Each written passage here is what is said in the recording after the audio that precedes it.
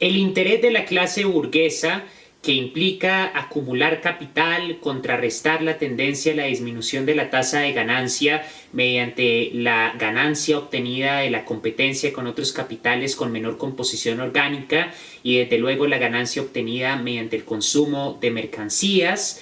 implica un dominio unilateral sobre la forma en la que se hace ciencia y se aplica en la técnica, en la producción de nuevas mercancías, en la inauguración de nuevos mercados y en el mantenimiento de viejas industrias. Este uso de la ciencia y de la tecnología en función exclusivamente de los intereses de la burguesía explica cómo hoy en día se plantea una misión espacial a Marte con Elon Musk en la vanguardia, que es el hombre más rico del mundo, que reúne más capital que miles de millones de personas, porque la centralización es muchísimo mayor hoy en día en cuanto al control privado sobre los recursos, sobre el capital como valor en circulación, sobre la ciencia y la tecnología y sobre muchas otras esferas de la vida humana en sociedad. Ese control sobre la ciencia y la tecnología explica cómo se plantea una misión tripulada a Marte mientras que 9 millones de personas siguen muriendo de hambre, explica cómo se invierten billones de dólares en el presupuesto militar para crear más armas de destrucción masiva, armas nucleares, armas biológicas que ponen en riesgo la supervivencia no solo de la humanidad sino de gran parte de las formas de vida en este planeta. Permite explicar por qué se invierten trillones de dólares en colisionadores de partículas, en nuevos mercados de dispositivos tecnológicos, en toda clase de producción de mercancías que no satisfacen las necesidades reales de las mayorías, que no mejoran las condiciones de vida de las mayorías, de tal manera que todavía más de 1.000 millones de personas viven al día solamente con $1.25, mientras que las 10 personas más ricas del mundo acumulan entre ellos más capital que la mitad restante de la humanidad. Hacia 2007, y hoy en día la cifra es mucho mayor, el 10% más rico de Estados Unidos consumía la mitad de la totalidad de las mercancías y servicios de ese país. La desigualdad es desde luego mucho más monstruosa en los países del tercer mundo. Que se utilice la ciencia y la tecnología y el presupuesto de los estados en los países desarrollados para crear armas nucleares, para crear armas biológicas, para fortalecer el ejército, para la carrera armamentista. Que se utilice la ciencia y la tecnología en la industria farmacéutica para producir medicamentos no con el interés real de curar enfermedades, sino simplemente de generar ciclos de consumo, a veces sin consideración siquiera de los efectos secundarios. Que se utilice la ciencia y la tecnología en la industria de los alimentos para producir alimentos química y genéticamente modificados que provocan toda clase de problemas en la salud, desde enfermedades relacionadas a lo cardiovascular, hasta distintas formas de cáncer, hasta distintas formas de deterioro del cuerpo humano, fruto del consumo del azúcar refinado, de distintas sustancias químicas que son parte del proceso de producción de los alimentos y que no son otra cosa más que venenos comercializados. El hecho de que hoy en día encontremos fenómenos como el de la explotación inmanente del proceso de producción del capital, que es intrínseco al capitalismo, es la forma de explotación que se origina en el contrato mismo entre el burgués y el trabajador asalariado, en la medida en la que en el momento en el que el productor objetiva su fuerza de trabajo humana y produce un valor que excede la cantidad que se le devuelve en el salario, es decir, en una jornada laboral podemos determinar la hora en la que el productor produce una cantidad de valor equivalente a la del salario que se le paga y el valor excedente fruto de las horas de trabajo que trabaja más allá de ese punto en el cual produce la cantidad de valor equivalente al salario que se le paga es el plus trabajo y produce una plusvalía, y esa plusvalía es un valor excedente que es fruto del trabajo humano del productor pero que no se le devuelve en el salario y que el capitalista se apropia e invierte una parte en el ciclo de reproducción amplia del capital y la otra la acumula bajo la forma de propiedad privada. Paralelamente a la plusvalía absoluta y relativa, que sigue imperando hoy en día, el que haya una disminución de la tasa de ganancia no significa que la explotación haya cesado, ¿no? La explotación se ha ajustado a esa disminución de la tasa de ganancia, fruto del desarrollo de la composición orgánica de los capitales, que reduce el tiempo social necesario de producción y reduce, por lo tanto, el valor invertido en las mercancías, pero solo en las formas de producción más avanzadas. Para contrarrestar esa disminución de la tasa de ganancia se encuentra la plusvalía relativa, porque la disminución de la tasa de ganancia no implica que se acaba la plusvalía, disminuye la plusvalía absoluta, pero está la plusvalía relativa como forma de explotación que se ajusta a esa circunstancia de la disminución del tiempo social necesario de producción por el aumento de la fuerza productiva del trabajo. Paralelamente a la explotación mediante la plusvalía relativa, sobre todo en las economías más desarrolladas, porque todavía está la explotación bajo la forma de la plusvalía absoluta, nos encontramos con las distintas formas de acumulación por desposesión. El Estado burgués expropia continuamente. Primero, expropia una parte del valor de la propiedad privada, sobre todo de la clase media, a través de los impuestos frente a las viviendas, impuestos frente a los servicios, y al expropiar mediante los impuestos, el Estado neoliberal no se compromete con ninguna garantía de bienestar social. Esto lo vemos en los países desarrollados que después del auge del neoliberalismo han perdido su cualidad del llamado estado de bienestar, siguen expropiando a través de los impuestos, siguen cobrando cada vez más impuestos para contrarrestar las crisis, de tal manera que privatizan las ganancias y socializan los riesgos. El no intervencionismo implica que los estados renuncian a su deber en cuanto al bienestar, la educación, la salud, renuncia a esa responsabilidad en tanto estado de bienestar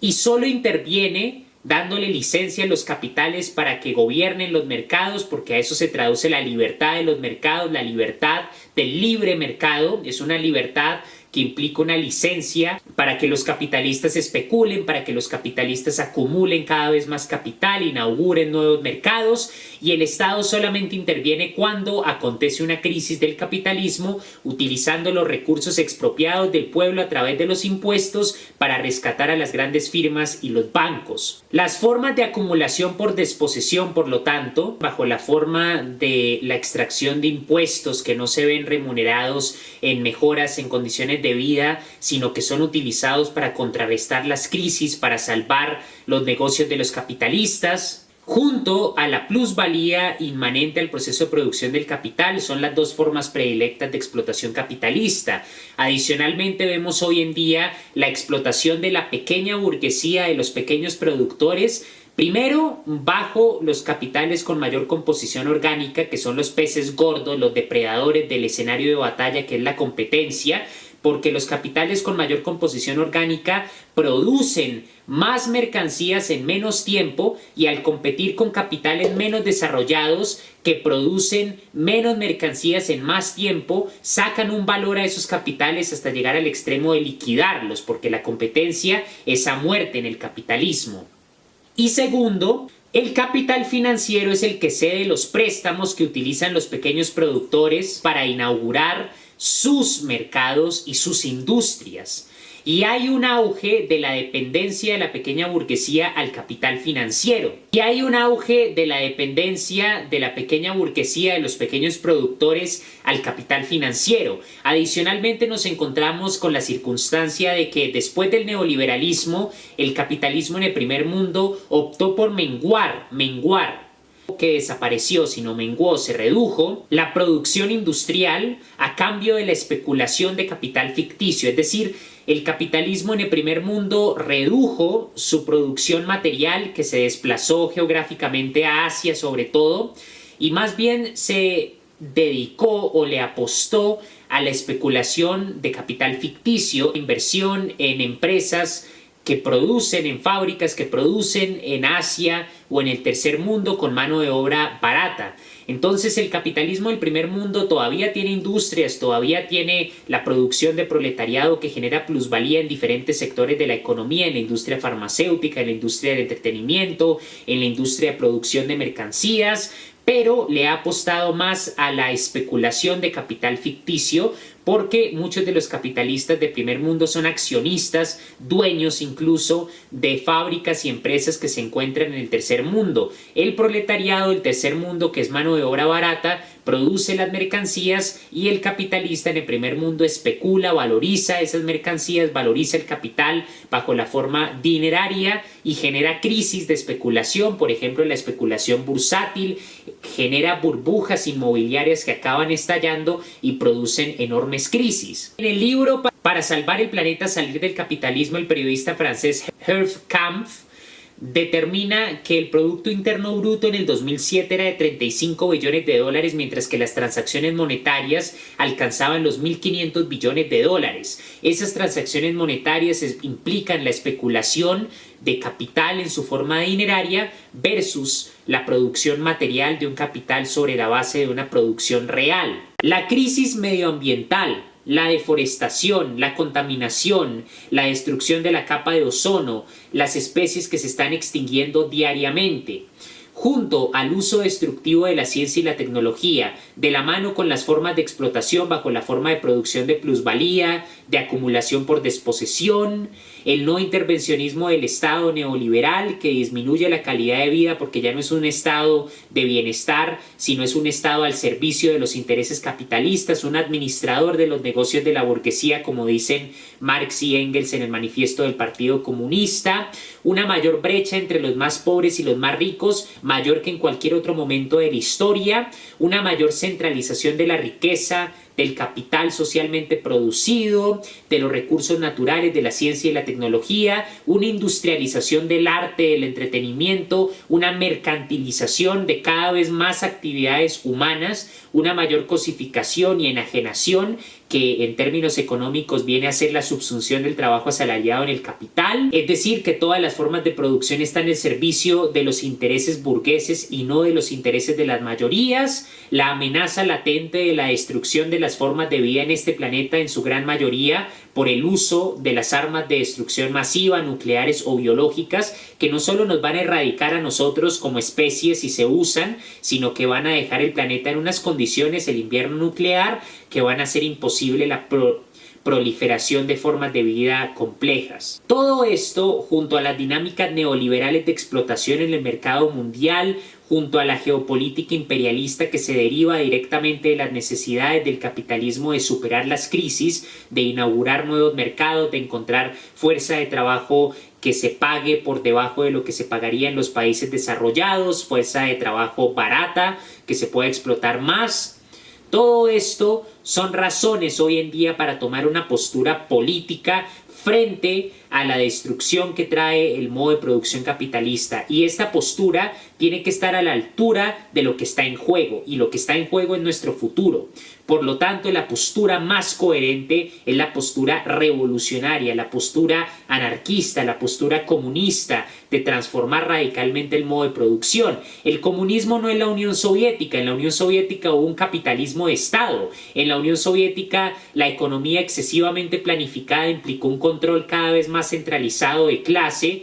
de los medios de producción y de las formas de producción. Fue un capitalismo voraz. Lo mismo en China. Ni qué decir de Venezuela y de Cuba. En ninguno de estos países se ha llevado a cabo el proyecto comunista, no se abolió la plusvalía, no se abolió el trabajo centralizado, es decir, controlado por los intereses del capital, no se abolió la lucha de clases, no se abolió el control estatal sobre los medios de producción, porque el proletariado nunca tuvo el control de los medios de producción en ninguno de estos países, no se generaron mejores condiciones de vida, se utilizó un enorme presupuesto en la carrera armamentista y se abandonó por completo los intereses más básicos, de tal manera que las personas se morían de hambre con la reforma agraria de Stalin, pero Stalin seguía fortaleciendo el ejército, y más adelante con la carrera armamentista de la Guerra Fría se invirtió enormes cantidades del presupuesto fruto del trabajo colectivo en la producción de armas de destrucción masiva y no en mejorar las condiciones de vida. Por lo tanto, el comunismo y el anarquismo no tienen nada que ver con la Unión Soviética, ni con la China de Mao, ni mucho menos con Venezuela o Cuba. El anarquismo sí tuvo una realización exitosa en las colectivizaciones anarcosindicalistas de la España revolucionaria, pero fueron aplastadas por el ejército de la República antes de que Franco diera su golpe de Estado, como lo explica Chomsky en Apuntes sobre el anarquismo. Por lo tanto, si queremos evitar la crisis medioambiental, si queremos evitar la brecha cada vez mayor entre los más pobres y los más ricos, si queremos abolir el uso destructivo de la ciencia y la tecnología, las formas de explotación, de acumulación por desposesión, es imprescindible tener la conciencia clara de que solamente se va a lograr un mejor mundo transformando radicalmente las contradicciones del modo de producción capitalista. No hay otra forma.